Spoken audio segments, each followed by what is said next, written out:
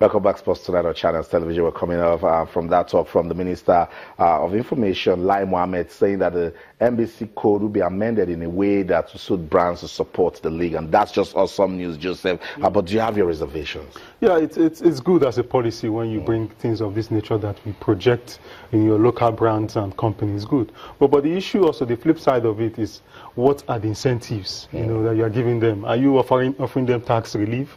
You know, you have to do it in such a way that they will be able to see the benefits of it, you know, in terms of their own, the impact it will have, economic impact it will have on them, and not just make it look as if it's a decree. You know, it's good as a policy to float it, but you have to balance it in terms of incentives in order to encourage them to delightfully do it. Right. You know, as opposed to just as an obligation, you know, so more like a tax kind of thing. Create a conducive environment so that these brands can come in and operate. But for us, we just want the league to get better, and it will be glad to see it come to pass. Let's talk about the Nigeria Women's Premier League now. That one also getting us to talk as we approach the Super 4. Yes, that's why teams are doing all they can now to gather the points, and today we also got some interesting results from week 12 of the Women's League. Bayelsa Queens continued from where they stopped last week by beating Sunshine Queens at home by a single goal. But look at that result. The struggle continues for FC Robo Queens. 3 games now, no win, and then they were crushed at Ibon Angels 4-0 in the Nigeria Women's Premier League. Confluence Queens in Group B defeated Edo Queens 1-0, Delta Queens 1, Pelican Stars 1, and the game between Adamawa Queens and Oshun Babes was abandoned. So we'll continue to monitor all that is going down in the Women's League. That's one also giving us reasons to talk, and we'll continue to talk about it because it's our own football, and hopefully when we get that right environment for you to support it, please do support women's football in Nigeria. Let's talk about the Chan Eagles now. We'll wait till we've been asking questions. When will we know the camping base for the team? Well, Nigerian senior home-based professionals will camp for their 5th African Nations Championship qualifying fixtures against either Benin Republic or Togo in the ancient city of Kano. Oh yeah, let's talk about Kano. Going to Kano. I think it's a dangerous precedent. You know, this campaign has been shifted almost 2 or 3 times, given reasons. One, that the players should be allowed to play midweek games. Now they are going to play midweek games and the weekends games. But when you look at it, the date for the qualifier between either Republic of Benin or Togo is on the 13th of August, the away game. Then few days later, on the 19th, almost let's say 6 days after, then the second leg will hold in Kano. So what it means is that Coach Salisu Yusuf only have about less than 3 weeks to prepare a team for the first time.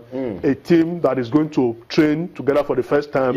Probably has not seen most of them apart from watching them play for their clubs. You know, so I think it's not the proper way to prepare for a qualifier. Aside the fire brigade approach, Joseph, we should be used to it by now. That's what I'm saying. Same old story. Do you have a problem with them going to Kano? Kano is okay, and it's cost effective, first of all, and it's something that is, you know, to save the FA, you know, necessary funds that would have been dissipated in, you know, paying for the camping exercise somewhere else is good.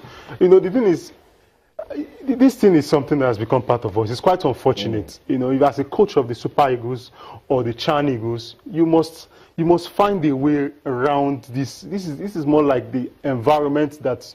The work environment that you have to contend with, you know, in as much as it's not appropriate. We know that it's not appropriate, it could be much better. But a coach like Salisu Yusuf should be well at home with this arrangement. I mean, it's been part and parcel of the FA for a very long time. To prepare a team in 3 weeks. You know, 3 weeks. And, well, he has no choice. He has no choice. It's not ideal. Nobody would say that everything is proper, but I mean, most of these guys are locally, they are local players, so you should be able to. The patterns are more or less the same. You know, would have wished for more time, no doubt about it, but it's what we have to work with. I agree with practically a new team. It requires a lot of bonding, a lot of team spirit, a lot of blend. They need to understand how to play as a team, and a coach you cannot achieve that by just saying play as a team. and we have to factor in the situation. If a player gets injured, he needs to call replacement. Yes, he has said that he has a pool of 40 players he can call at any time. But what happens if some of these players get injured during training? This is quite. I think it's ridiculous. Okay. You don't expect much from a coach that prepared a team in three weeks. And in 3 weeks, sometimes the chairman of the clubs will be saying, "Hey, coach, we need our players. We are almost getting relegated. We want to win the league title." The state government said we should get a continental ticket. They will now put pressure on the coach. I know. To release some of their players. Yeah.